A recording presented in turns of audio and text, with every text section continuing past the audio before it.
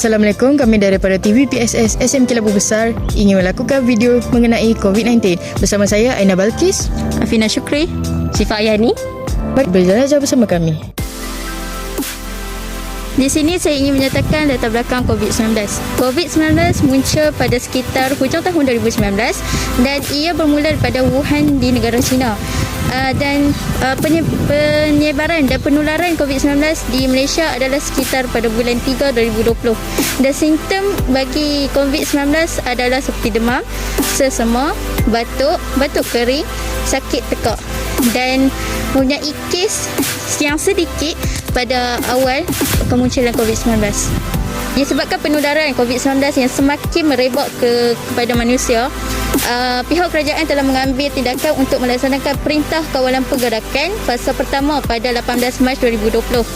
Dan kini kita disebabkan peningkatan yang amat meluas dan semakin merebak di kalangan masyarakat, PKP dilanjutkan dari semasa ke semasa hingga ke hari ini kita boleh lihat kita sudah berada di fasa endemik yang tidak melibatkan lagi jarak sosial, tapi kita perlu memastikan kita punya SOP dijaga supaya tidak lagi berlaku COVID-19 di kalangan masyarakat.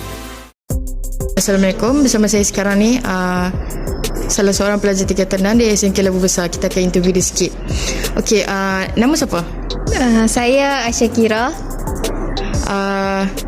Pernah ada pengalaman kena COVID tak atau kuarantin ke dalam sekarang ni? Pernah. Okey, boleh ceritakan sikit?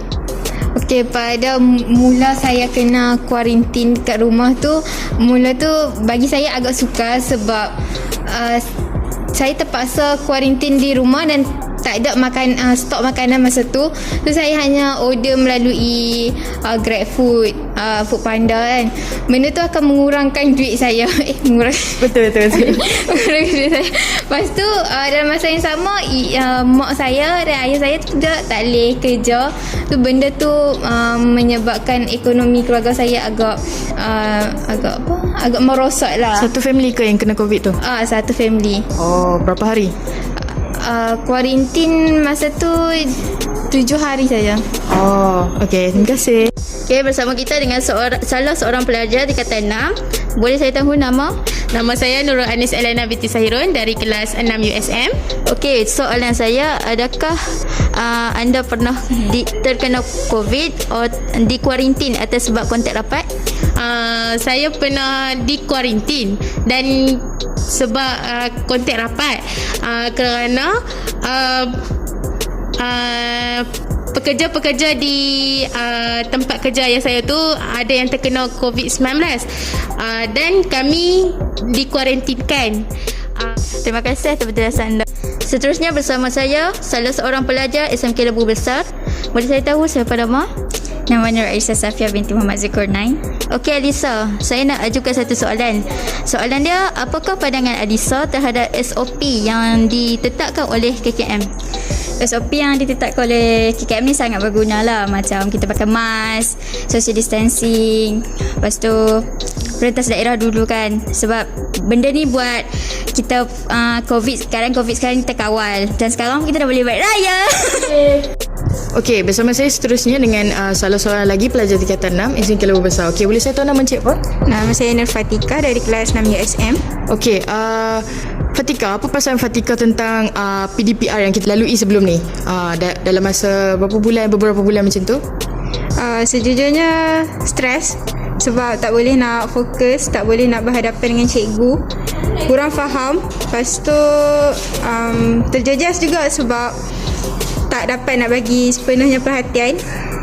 Dan jujur waktu PDPR tu nak stay kat meja tapi tak boleh. Okey, bersama saya lagi dengan orang kedua. Kita akan tanya soalan yang samalah tentang PDPR. Okey, sebelum tu boleh saya tahu nama apa? Nama saya Nur Hidayah. Okey, soalan yang sama. Apa pendapat Dayah tentang PDPR yang kita jalankan sebelum ni, sebelum kita bersemuka ni lah? Pada pendapat saya, PDPR dalam talian tu kurang berkesan lah. Sebab kita sebagai pelajar kan, bila kita duduk rumah, kita kan ada tanggungjawab kita juga dekat rumah. Macam kena tolong mak sedia baju, masak lah. Lepas tu lagi satu, kita kan duduk kampung, line tu macam agak kurang memberi ni lah kan.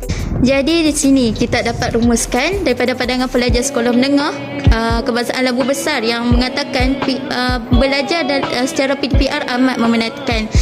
Memang ia terbukti yang para pelajar tertekan sebab terdapat banyak halangan seperti tiada internet di kawasan pedalaman kampung dan mereka juga mempunyai tanggungjawab sebagai seorang anak, sebagai seorang kakak atau abang, dan PDPR juga bukan cara PDPR ini kepada semua orang. Sekian daripada saya, Syifa.